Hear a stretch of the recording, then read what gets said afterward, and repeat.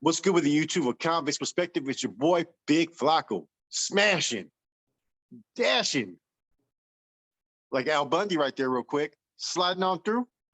Little bit of energy. What's cracking, people? Hope everybody's having a productive day, staying blessed during this holiday season, man. We got a good one for you guys, man.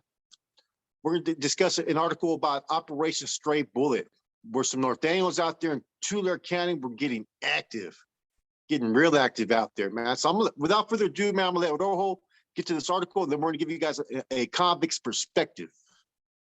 Yes, sir. This is definitely from right from the presses, man. This is Tulare County Sheriff's official website, and it's called Operation Stray Bullet, as Flacco has said. The location of these incidents has been Farmersville, Visalia, Tulare, Cutler, Orosi, and Orange Cove. And this is starting back all the way at January 16th of 2020. And here we go. Around 4:30 a.m. on January 16th, the Tulare County Sheriff's Office, in partnership with the DEA, FBI, and the Visalia Police Department, ended a 5-month investigation into a violent gang in the northern part of Tulare County. Operation Stray Bullet targeted violent gang members for the last 5 months who are responsible for more than 30 reported and unreported drive-by shootings. Excuse me. These gang members consisted of the Norteño Criminal Street Gang and associates, who were involved in crimes in the Visalia, Orosi, and Cutler areas. Investigators were able to identify the structure of the gang, which was primarily being run by Edward Moran from Cutler. Moran and his associates were responsible for numerous drug sales, gun sales, shootings, and also conspired to commit robberies, home invasions, and conspiracy to commit murder.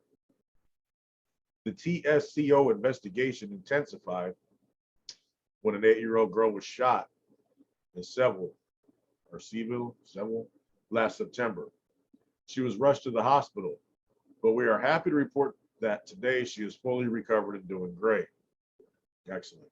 Awesome. TCSO deputies delivered Christmas presents to her a few weeks ago, and she was all smiles. Through the investigation, deputies were able to identify George Barajas as the suspect in the shooting of that little girl. On Thursday morning, nearly 300 law enforcement personnel from agencies throughout Tulare, Kings, Fresno, and Kern counties, along with federal agents in the DEA and FBI, served 25 search warrants in Farmersville, Visalia, Tulare, Cutler, Orosi, and Orange Cove, as well as 28 federal and state arrest warrants. As a result, 25 people, including 2 teenagers, were arrested, some on federal charges and others on state charges, all of whom are part of the Norteño Criminal Street Gang or associates. Among those arrested was George Barajas, the main suspect in the shooting of the 8-year-old girl in Seville. The violent gang members arrested faced charges ranging from drug sales, gun sales, and shootings to conspiracy to commit robberies, home invasion, as well as conspiracy to commit murder. During the 5-month investigation, detectives seized 12 pounds of meth, 150 pounds of processed marijuana, a half a pound of black tar heroin, 18 firearms, 4 assault rifles, 1 grenade, 2 silencers, and 2 stolen vehicles. Sheriff Boudreaux would like to thank the DEA, FBI, Homeland Security, ATF, the Visalia Police Department, as well as SWAT teams from the Bakersfield Police Department, the Porterville Police Department, the Tulare Police Department, the Visalia Police Department, the Kern County Sheriff's Office, the King County Sheriff's Office, and Central Valley Task Force.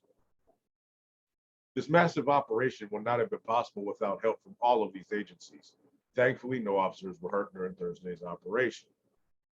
Because of the hard work and determination of so many people, this group of violent gang members in the Cutler, Orosi area have been dismantled. The people in this community deserve to feel safe when they lay their heads down at night. They shouldn't live in fear. And without these criminals lurking around every corner, the good people of Cutler and Orosi can breathe a little easier tonight, Sheriff Boudreaux said. These criminals are poisoning the minds of your children. During today's operation, we arrested a 15-year-old as well as a 16-year-old child. These kids should have been sitting in school this morning wondering who they're going to ask to winter formal. Instead, they're sitting in a jail cell. Their lives have been stolen by street gangs. Sheriff Boudreaux continued to pledge that as many resources as necessary will be used to stop these criminals in their tracks.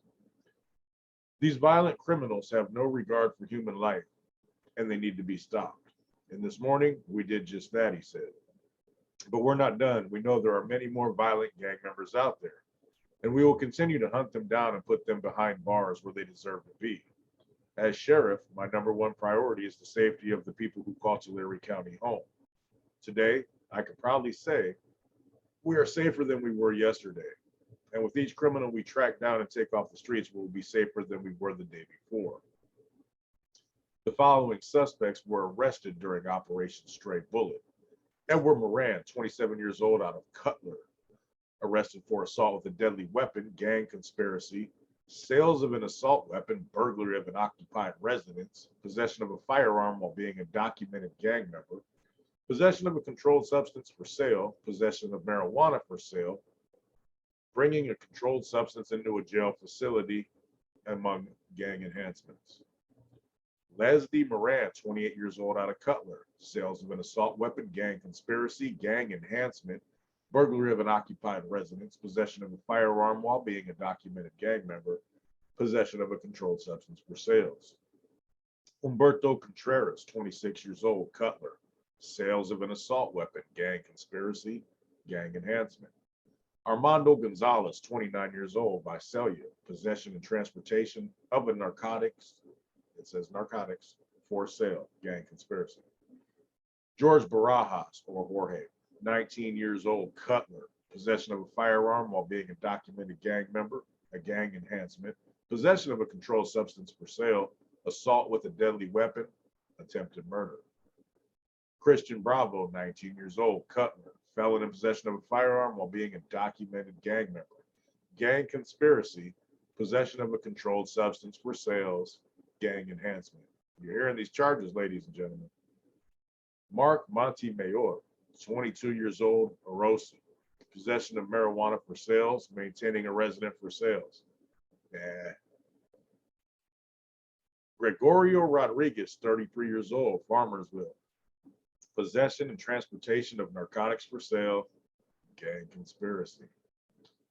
Joseph Contreras, 25 years old, Cutler, felon in possession of a firearm while being a documented gang member, gang enhancement.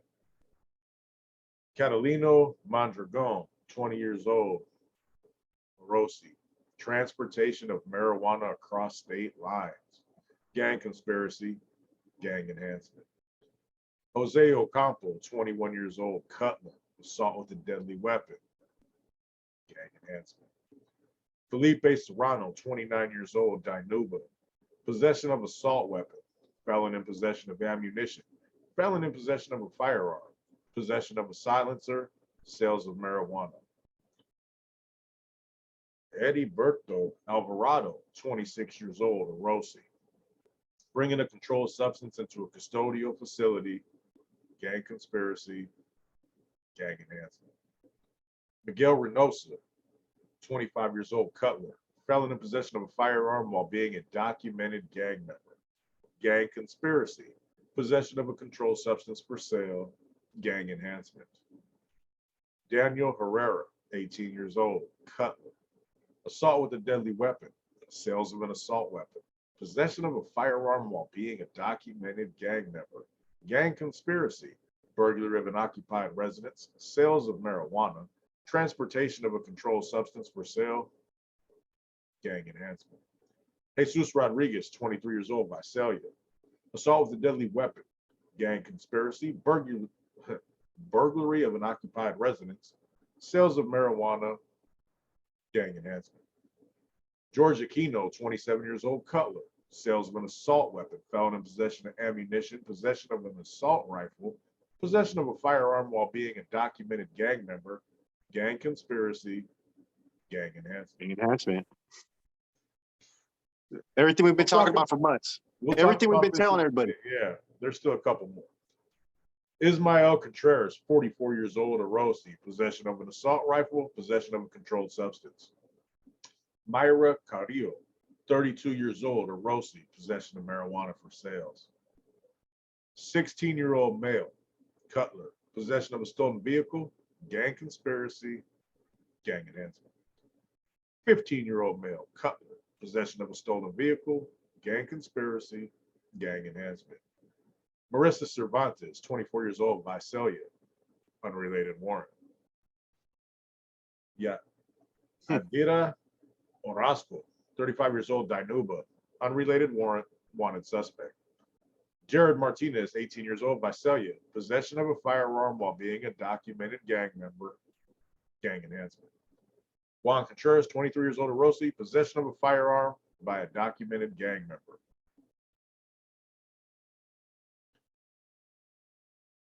Well, there you have it. All I keep on hearing is documented gang member, gang enhancement, documented gang member. This is everything we've been talking about. Each one of these charges, possession of assault weapon, you know what? Yeah, you're going to sit down. Gang conspiracy, gang enhancement, you're going to sit down for a long time. Yes. Yes. You know, like this goes to show the fire. Hey, this goes to show everything that me and you both have been discussing about, man. Like, you know, this investigation started probably in August because they said a 5-month investigation. It ended January. So August, okay, look at the month: September, October, November, December, January. So in August, they just started to scrutinize these guys a little bit from some of their actions. As soon as there was some violence out there that affected the community, an 8-year-old kid was shot, 8-year-old girl. It intensified the whole investigation. This is what we go and tell you guys time and time again. Whenever there's violence, it brings attention. It brings all those resources from the DEA, FBI, ATF, whatever other associations. They start to scrutinize all these groups. 30 drive-by shootings in 5 months is a lot, bro. You know what I mean? 6 a month. That's you know what I mean? And that's the kind of attention.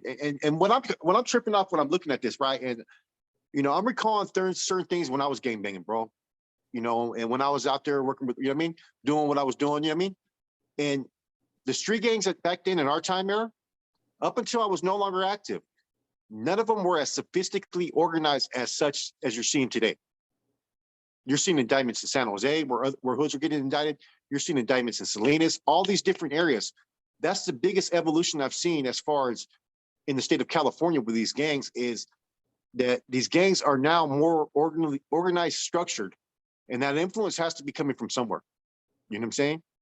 That's the one thing I noticed, man. But like we say time and time again, once you start to bring violence into the equation of whatever you're doing out there in the streets, it's going to bring everything else. It's going to bring the intention. You know, I don't know how personally, right? I'm seeing two things, right, that are red flags, and it's in my head now. I'm having a hard time trying to grasp an understanding of this. If you're out there 27, 35 years old, 44 years old, right? What business do you have being involved with underage kids committing crimes out there in the streets, bro? You know what I mean? That's a no-no. I mean, once you start to get in your, I can see if you're 18, 19, you're still kicking with some youngsters that are 16, 17. I get that part. There's a gray area there. But once you start hitting your 20s and you've done time in prison, you should be setting better examples instead of using these kids out there that are 15, 16 years old to commit crimes, man. I mean, to me, that they're straight basura, straight trash. And that's what too, Flacco, what I was surprised I didn't see, excuse me for interrupting you. I want to say this before I forget. A lot of them charges that we see on all them different people, except the 2 under 18, I'm surprised they didn't hit contributing to the delinquency of a minor, child endangerment, all those kind of things as well. They could very easily do that, you know? I mean, these street gangs, okay, look, street gangs have to become influenced by somebody. To be organized and as structured as they are today, they have to have a whole hierarchy command that's basically give them klecha, give them direction as far as to do the things that they're doing. See, during my time era, we would never use juveniles. Hoods were basically created on their own back then. You know what I mean? And most of the age, I mean, you kick it with some OG viejos, you know what I mean? You know, drinking some pisto, right? But they're not going to tell you to go out there and commit crimes. They're not going to go take you on no lake. They're not going to do none of that, man. They're just the OGs in the hood. You know what I mean? But now you're seeing dudes that are 25, 28. They're out there representing their hood. They come out there with status, and now they're trying to take charge and they're trying to organize something that's going on out there with juveniles. I mean, to me, that's not acceptable, bro. I don't think that should be tolerated whatsoever, as well as the 8-year-old girl that's been shot, man. I mean, anytime, let's just keep it real. Out there, there's going to be youngsters out there, gang banging. There's going to be adults gang banging. They're going to be doing crimes. There's going to be violence at times.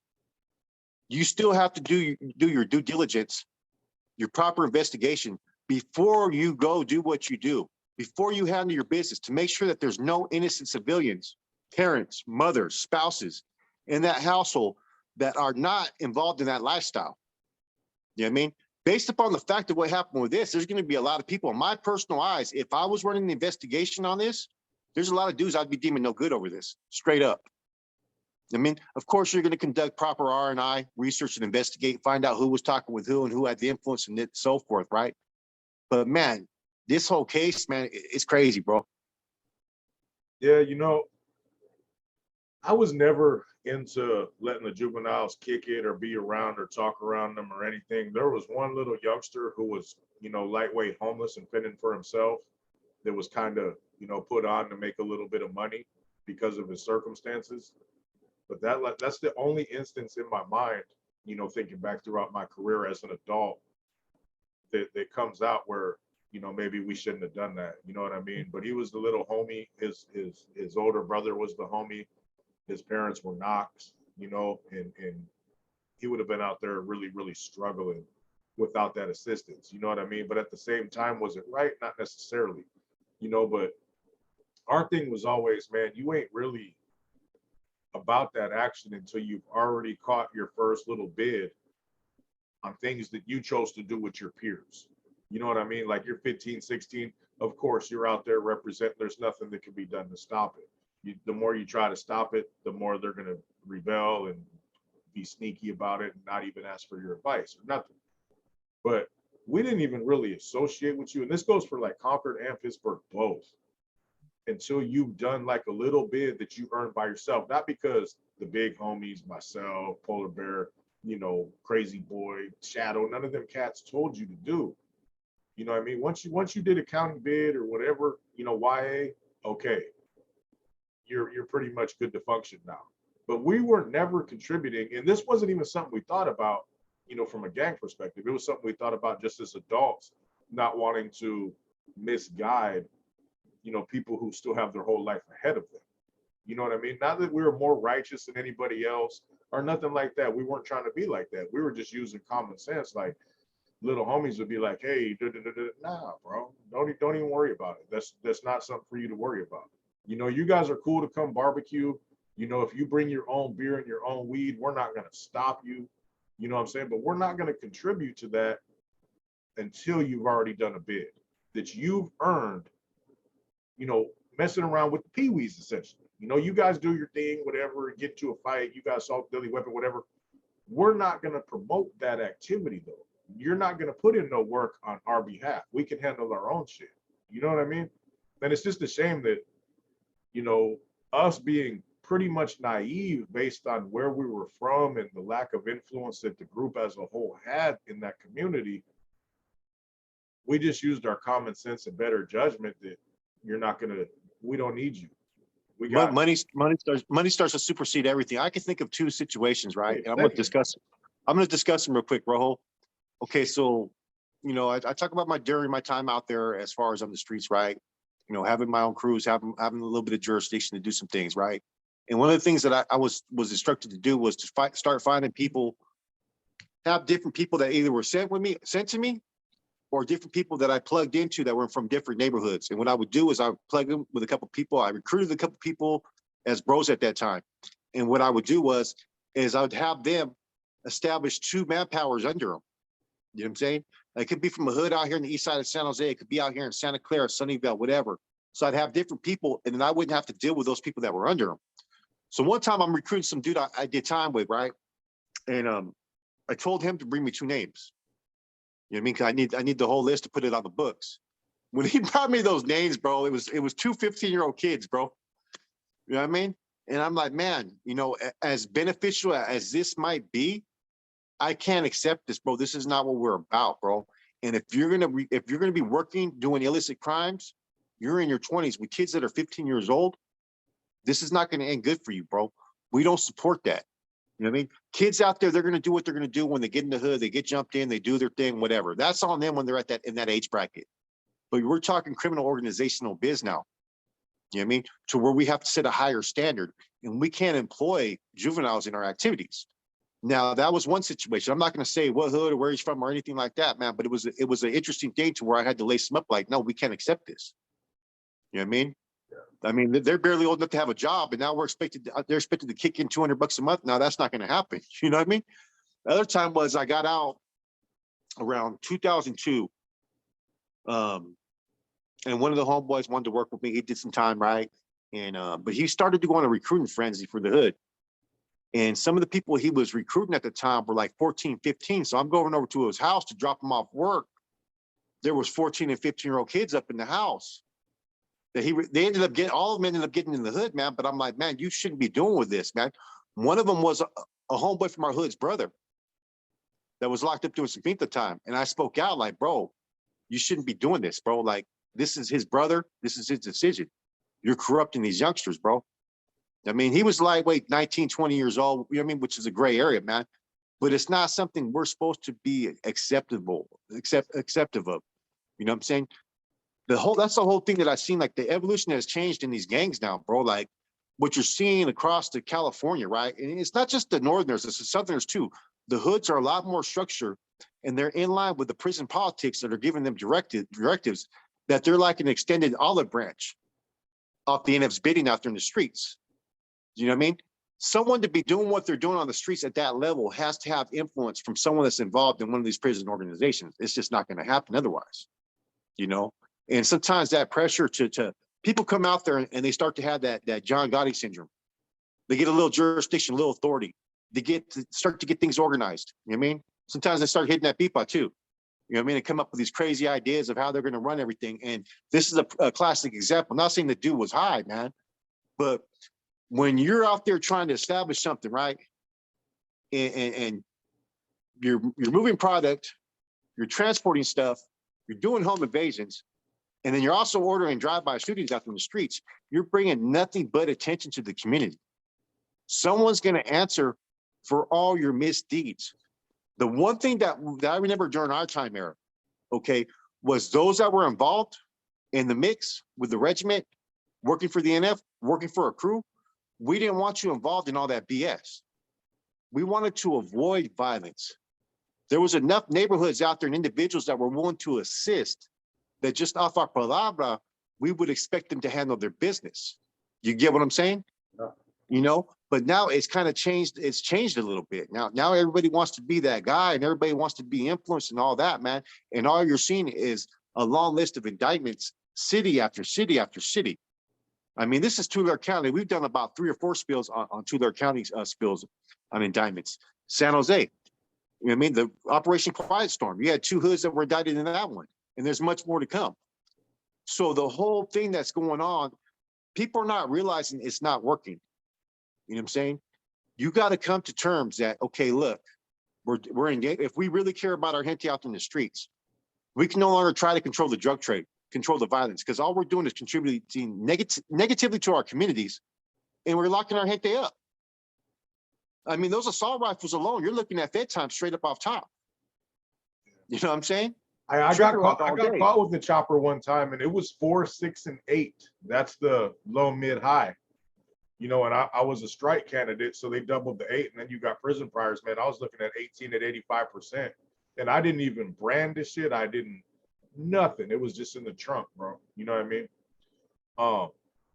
Man, you get that, then add a gang enhancement on top of that, then add a gang conspiracy on top of that, man. So these people in their mind, right, they're thinking, oh, X felon in possession of firearms, 16, 2, and 3. Not when it's banned. See, California's got a real thin line about firearms. They have weapons characteristics, bro, where it's not even an assault weapon. If you have a collapsible folding stock, if you have a fucking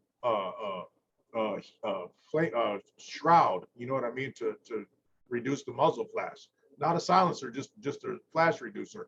If you have a center, your magazine, it detaches and falls from the center. Those are some of the characteristics that'll turn what is a regular damn semi-automatic rifle into a banned assault weapon. And it's not that it's fully automatic. It's not that it has a silencer. It's not that it's got a 100-round drum. It's its appearance, only its appearance, because it looks scary. That's how California is. Now, that carries 4, 6, and 8. I've had that charge. Ended up with 4. I fought it for 13 months. Add a gang enhancement. Add a gang conspiracy. You're looking at 40 fucking years, bro. But look at I totally agree with all that, man. But look at the pattern that you're seeing. There's one thing that I'm seeing, I mentioned a few times in this video we're doing right now, that no one's really recognizing. As opposed to our era, I mean, when we did things in the 90s and early 2000s, the transition started a little bit then, but you're seeing neighborhoods, gangs, street gangs, being out there, being given too much authority and jurisdiction to roam the streets and do their bidding out there for the NF. That's exactly what you're seeing. You did not see this stuff about 20-something years ago. You had small street crews that were incognito that were out there conducting business. Yeah, sometimes they would have to go get at certain hoods when there was a red on red crime and, you know, have pay taxes. But the more involvement that they're involved in these street gangs, the more adverse effects that you're seeing all these indictments that keep on happening. You could no longer be a street gang North Daniel out there in the streets, which during my era you could.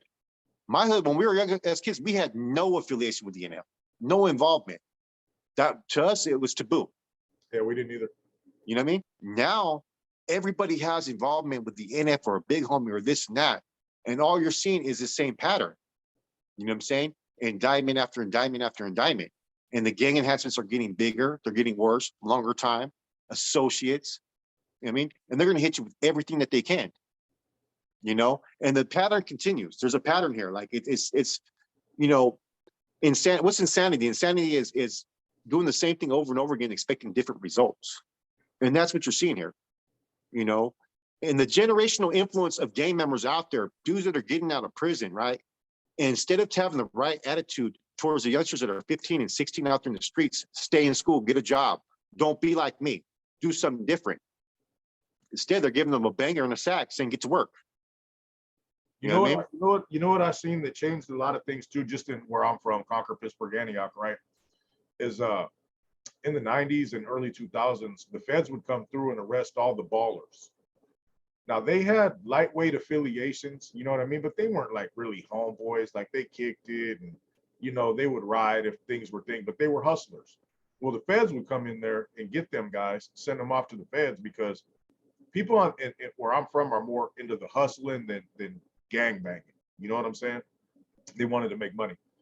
They'd send them to the feds and they would come back with different agendas. You know what I mean? So now all these dudes who were never really nobody except go-getters and hustlers, I'm not saying they're nobodies, but nobody in the gang banging scene. They weren't out there, you know, putting in work, riding. They weren't doing none of that. Now they come back on a whole different agenda. And the agendas, man, it's I don't think it's taught correctly as it was in our time. That's all I'm getting at. Things have changed, and is it for the better? Well, they're seeing the okay. Look, it's weird. This is the truth of it, right? They're seeing the evolution, right? This is how things evolved, and it all started kind of with Cuete's agenda when he pushed out the GUNCD and they pushed out the red on red thing and El Norte law. They started getting the Norteños strictly under their umbrella, and as that's occurred, they've slowly started to organize it slowly to where more and more of these hoods and homeboys are getting out. They're falling in line with whatever organization or side that they're aligned with agenda. You would never see this before. Before, man, to function out there in the streets and to be part of the mob or work for the mob, it was really a select few that were given that chance. Not every bro that was prone was given a chance to function with a regiment back in the days. You know what I'm saying? Nowadays, it's like they're automatically employing it. And with that, you're going to have these situations, these sub-indictments over and over again, man. And it's not going to change. I mean, I don't know who had this foresight. And the only foresight I could see from it, bro, and just keeping it 100 is the monetary gains from it. The monetary gains is like this. It's a cycle. We know that there's going to always be people that have that ego that want to be out there about their business. They want to contribute and help the NF. They want to be out there and have that recognition. If they can be used for like a year or two to generate that money, there'll be a whole nother wave that's going to come right after them that's going to be doing the same fucking thing. And you have the same cycle repeating itself. You know what I mean? Everybody has their blindfolders on because all they see is they want to be that main guy. Oh, they're going to give me a little authority of the small town out here. Okay. Oh, Farmersville. Okay. You know what I mean? I'm going to get all these guys in line. We're going to put in work. I'm going to do it different than everybody else. 5 months later, you're fucking indicted. You know what I mean? You ain't that special. You know what I mean? If those of us who try to do it as professionally as we can and as incognito as we can, and we're being scrutinized, we were still under surveillance. What makes you think you're so special, especially with the technology nowadays? It only took them 5 months to build a case on these guys. 30 drive-by shootings in 5 months, bro. And those areas ain't that big out there. You know what I mean? They're very, very rural communities. So I'm pretty sure the streets were talking. And historically, them individuals that come out of Tulare County, very well-schooled individuals. Yeah. Very well-schooled. You know, it's like a baby Monterey, baby Sanjo. They're educated. They have a lot of homies out there with a lot of wisdom. You know what I mean? Straight up. You know, so it surprises me. Yeah, I mean, you know, this is one last thought I have on this, bro. Maybe them kids did their own activities and just got caught up in that. Them older dudes weren't influencing.